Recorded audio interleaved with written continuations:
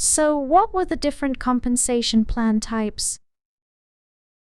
Regular pay, incentive, and ad hoc, correct. So regular pay. We created our salary plan yesterday. Now let's also create an allowance plan. Right, let's see. Let's see how we can create an allowance plan for us. So let me create allowance plan. Okay, the task to create an allowance plan is create allowance plan. Now we have a few options here. Number 1 is it can be an amount-based plan, it can be a percentage-based plan, or it can be a unit-based plan. And on top of it, we have an option to make it reimbursable. Okay, a reimbursable allowance plan are associated with expense items. Typically, if you are doing some expense, then you can reimburse it back from the organization. Okay, it's employees claim their reimbursable allowances by submitting an expense report. So if it is a reimbursable allowance, then it will not be paid to the employee directly.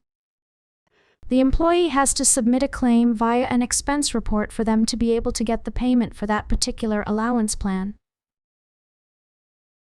Right, and do you know the rule about the allowance plan? About how much you are going to get? Let's take a quick example.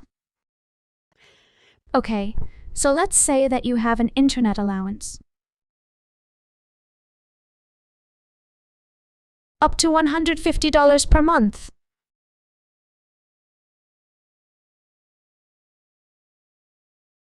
Okay, that is your internet allowance for the month of January. Your internet bill is $140. Okay, so you're claiming it.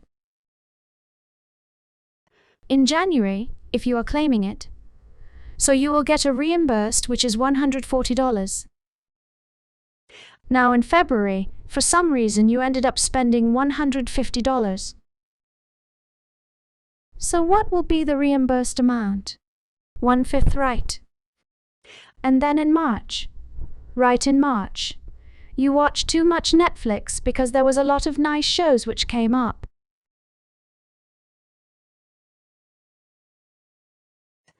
So your bill actually went up to $170 for some reason. That's how much money you will get as a reimbursement? $150 again, right? You will not get $170.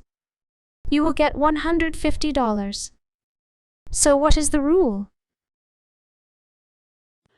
Allowance, or maybe allowance amount, or reimbursed amount, right? Whichever is lower.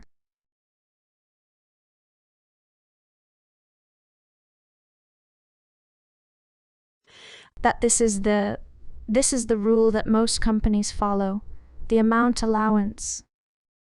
I mean the allowed amount or the allowance amount or the reimbursed amount. Whichever is lower, you will get that amount. So if you are claiming an amount that is lower than your allowance, you will get the lower amount, which is $140, like we got in January. If it is equal, everybody is happy. Employees happy because they got the maximum. And if it is more than the allowance, so it says whichever is lower. So that means this $150 is lower. So you will get the $150 right. That is a story with reimbursable allowances. Now, while we are here, what is an amount-based plan?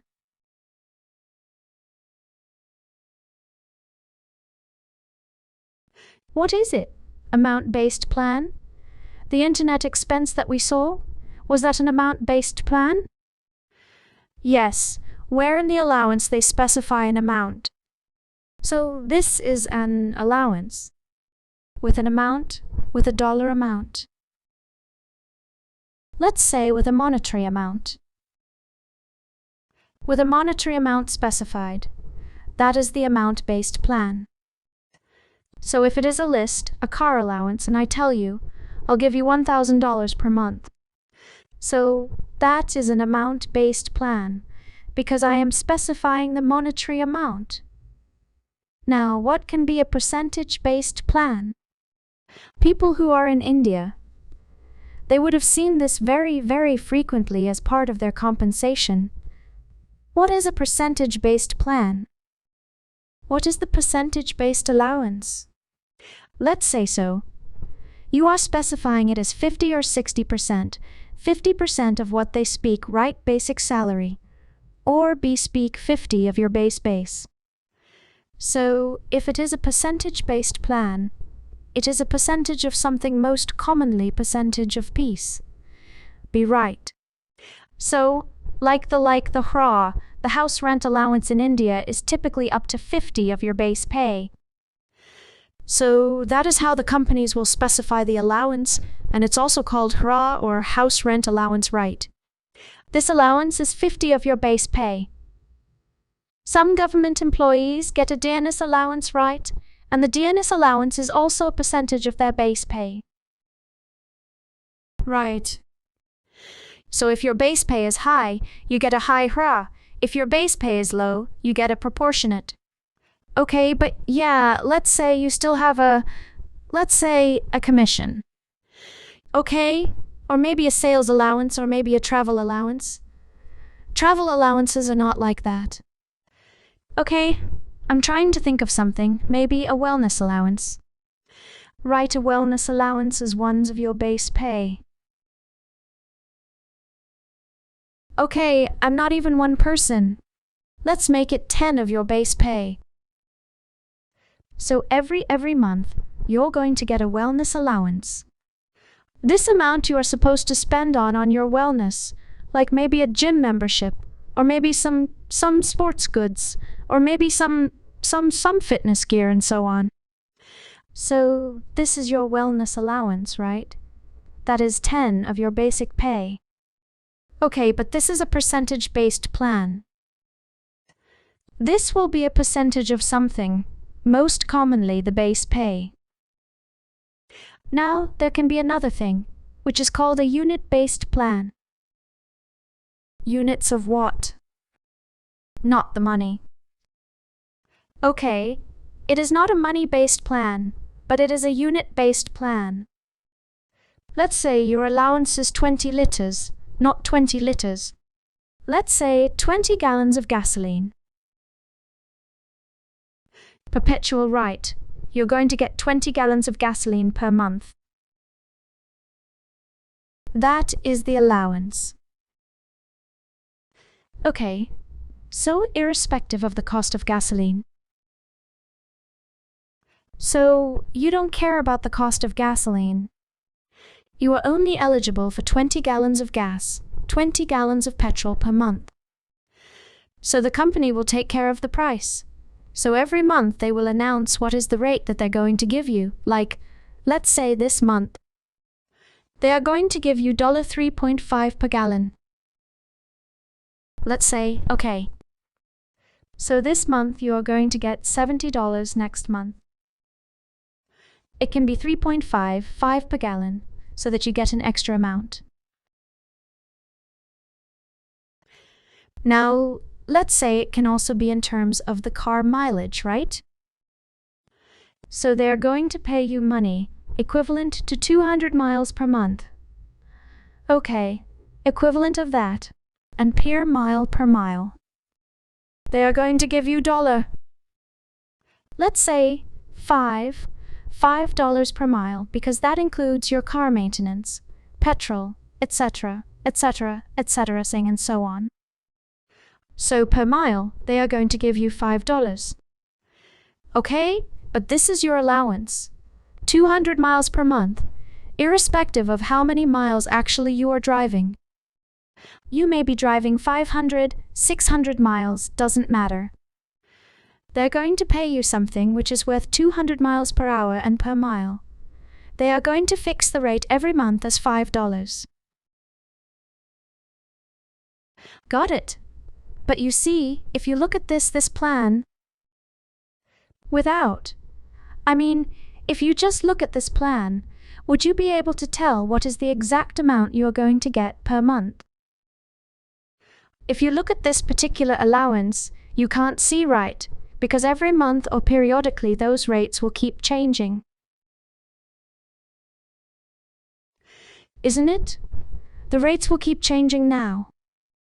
It happened to us, like in India.